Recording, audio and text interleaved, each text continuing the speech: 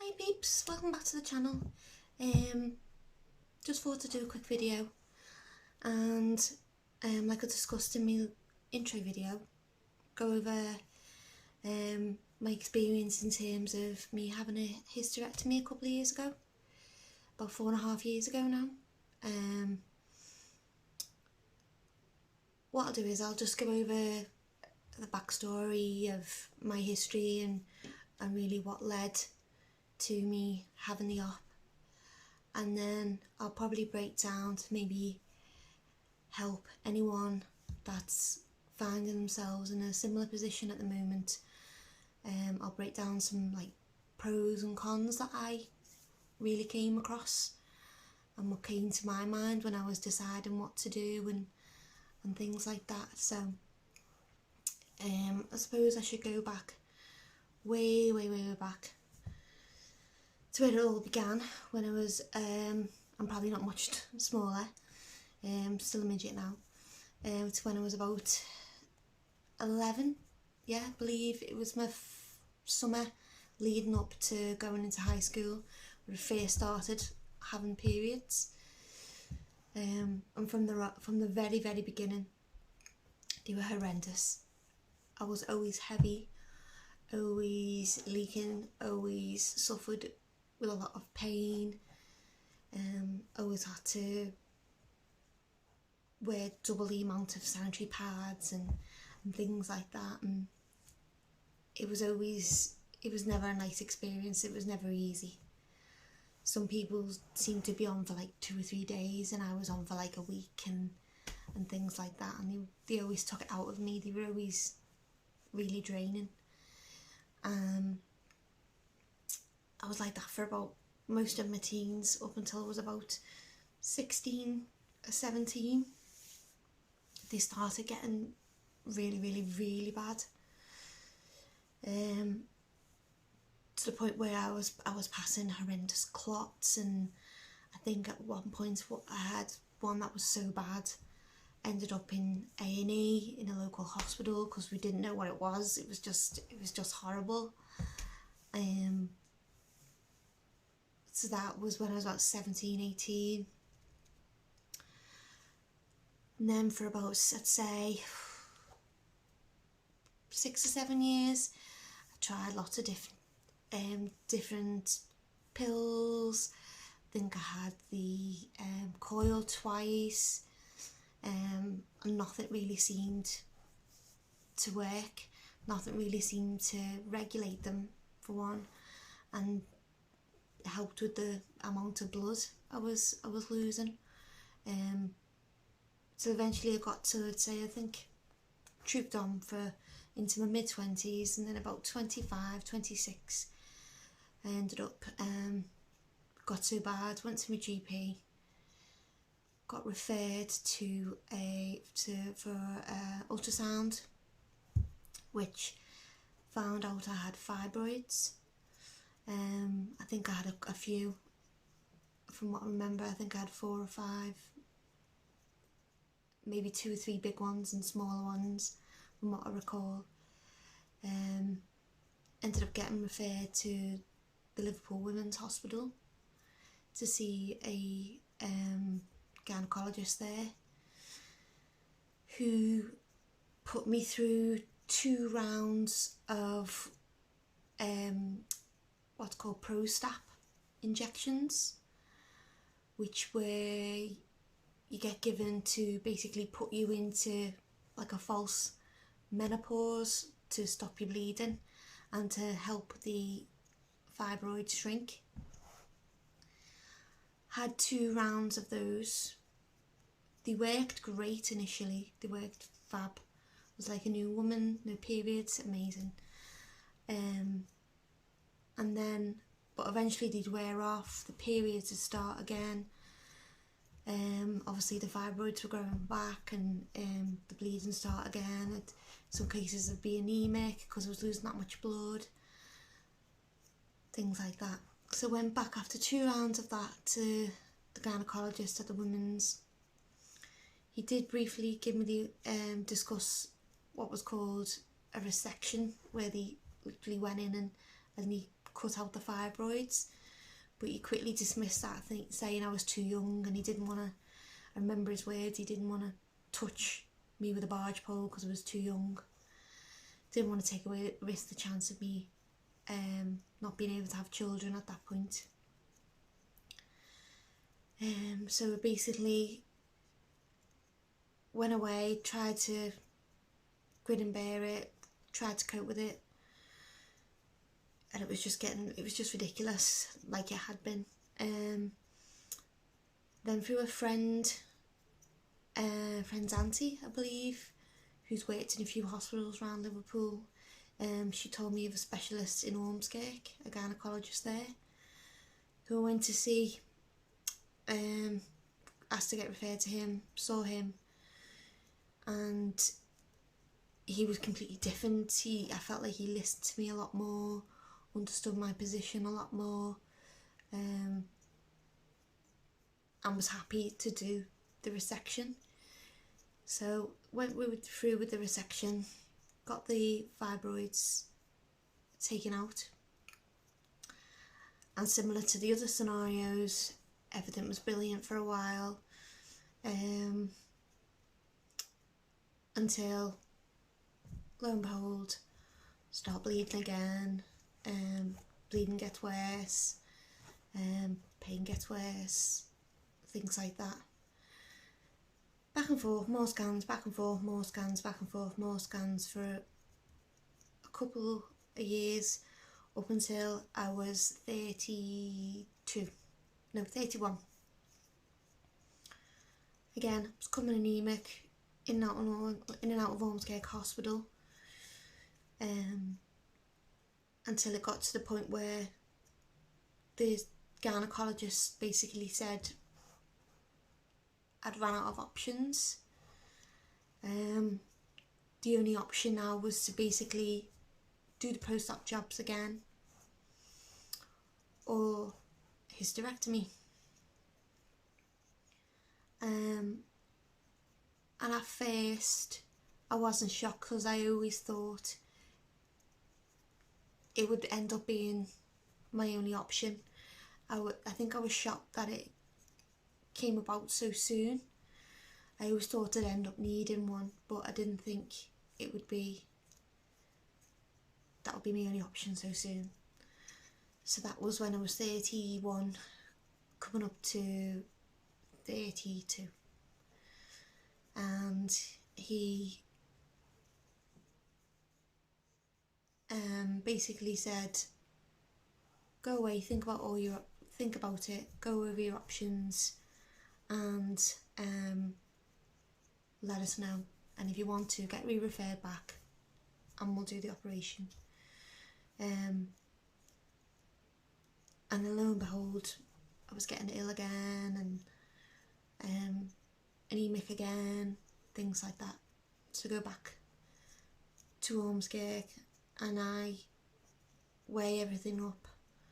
I go through everything in my mind, and at that point it had the brief boyfriends I've had and things like that. A couple of them didn't really understand. They tried to, but they didn't really understand why. I was quite conscious of it, and obviously it affected intimacy and all that type of thing. They tried to, but they'd never really understood. And one guy took it personally, like it was him, and I didn't want to go near him, and took it to heart, and it just affected a lot of things. So I ended up making the painful decision to go ahead with it, because in my mind, the way I felt, I was never going to get pregnant anyway.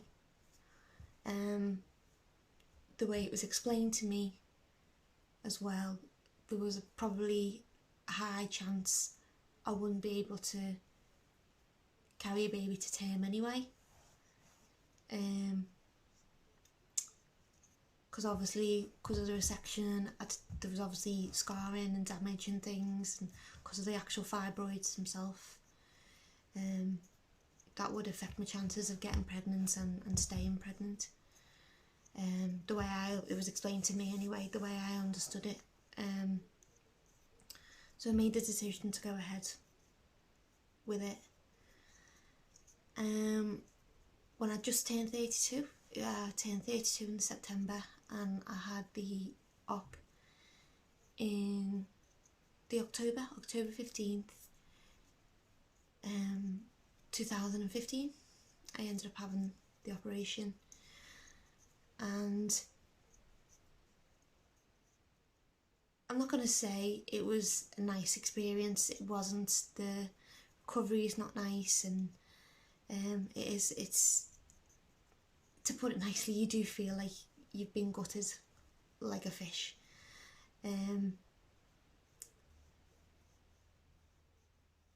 But just to go through what I think are the pros and cons of it all, if I'm looking down, it's because I've got a list of all my pros and cons so I don't forget them. Obviously the first pro is no more periods. Fabulous, joyous, no more pain, no more blood loss, no more stressing about leaking. Amazing, love it. Obviously the first con is no longer can have children. But then that goes to a pro is obviously you can always, there's options of adopting. Adopting a child that is obviously in need of a loving home. The other con is, like I briefly just said, it is a very, very big operation that you do need a good 5 to 6 weeks, I'd say, to recover from properly, to be back to yourself. Another pro is save an absolute fortune in sanitary products. I used to spend a ridiculous amount of money on products to get me through and to get me through my periods, and because the periods were always long, I'd always need a lot, and because I was always heavy, I'd always need 2 pads, and I had to get the canoe ones, as I used to call them, that were massive. So that was an actual physical saving of money. And just like a obvious con is, it is a bit strange in terms of sometimes in social situations. Say if you've just met someone, like introduced to someone through like a friend of a friend of a friend, and you're just talking casually, and if it ever comes up that I don't have children, or that I can't have children, you do always get sometimes a bit of, sometimes you physically even get like a head tilt, like, oh, I really can't have kids. Like, it's sympathy and they mean well, but it's strange. It is strange when people wonder why, and I was so young and why I took that choice and things like that. You can feel a little bit judged by your own close friends. My own close friends knew and understood what I'd been through, and I was never judged by them, never. My family have never judged me and things like that, but most other random social situations can be a bit awkward. But a pro is obviously feel more confident because not got the worries about periods, and you can obviously feel more confident when the dating side of things and not got that to worry about. Obviously a con is obviously the scar. It is a big scar that you do have to think about. That never put me off, that never concerns me, but I do remember being shocked at how big the scar was. Obviously going to cons again, you have got to think about possible issues with any like future partners. I must admit, I do get pretty, if I am dating someone, I do get pretty nervous about bringing the subject up that I can't have children. I like to get it out the way pretty quick as soon as in the early stages of meeting someone, just because I am worried about them not, I suppose, being put off by it. So I'd rather get that out of the way and get that done with, and if it is an issue, deal with it. In recent years it's not been, I'd say that honestly, it's not been an issue for anyone I've dated. I suppose I have been more self-conscious in some ways of my scar. That's been the only issue that's come to light in terms of relationships. Going back to a pro, obviously it got rid of my fibroids, and when I had my op, when they went in as well, they actually found out I had endometriosis, so it got rid of two things for me. So a con for anyone that's thinking about it, it is obviously, I mean a pro, sorry, it is obviously going to get rid of the issue you're having, which is always a great thing. And obviously you have been offered it, and it's an option for you for a reason. It is one of the last resorts. Obviously I can't come in. The flip side again is that for me, obviously menopause has been a big issue. It got explained to me that I had my ovaries left in. So the way it was explained to me is that I would have early menopause. They'd be hoping that I would maybe go into menopause very, very, very late 30s, early 40s. But lo and behold, last year when I was 35, it came to light that I'd gone into early menopause, and I'm now on HRT patches, which have kept all that at bay and kept the night sweats and things like that at bay, which is great. Thankful for the patch. The other con I'd say is that obviously when hormones are involved, your body does change drastically. I would say my body has never been the same since I had the op.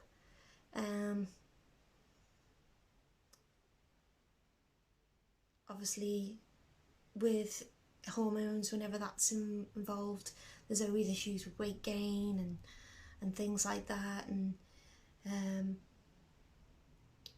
but that's obviously an issue that anyone looking at it will obviously have to consider and weigh up and get medical advice on. I just wanted to break down, if I could, what I thought were the pros and the cons for anyone in a possible position. What I would say is, as well, for anyone in this position, do I regret having the operation? No, hand on heart, I don't. Does it make me sad? Yes, it does. It makes me sad a lot. I do think about it. I think lockdown has made me think about it a lot more than I used to. I did think about it. I would have moments of like you could say melancholy and wondering what if and things like that, but I certainly don't regret it, because I didn't want to hang on for the sake of my health. I didn't want to hang on to a possible, what I thought was a small chance of having children. So in my mind it made sense to go down that path and to have the operation. But I hope anyone that's going through it obviously just takes a lot of time to think about what is best for them in their actual situation. For me, it was for the best. It may not be the best for you at the time. Obviously, relationships, you've got to think about your relationships, if you've got a partner to consider as well. Your age, all that has got to be taken into consideration. For me, it just made sense I just wanted to break it down, and I do hope it helps anyone that's in this situation. Hope I haven't rambled on too much. Hope it does make sense. Feel free to drop me any questions. I've tried to condense it all as quickly as I can. But ask me anything in the comments. Please feel free to like the video if it has helped it in any way. Feel free to subscribe. Feel free to come back for any future videos. It'd be great to have you back. I hope, like I say, this helped anyone. If it helped one person, great. It helps me talking about it, which is the main aim of these videos. But like I say, hope to have you back soon. And thanks for watching. Like and subscribe.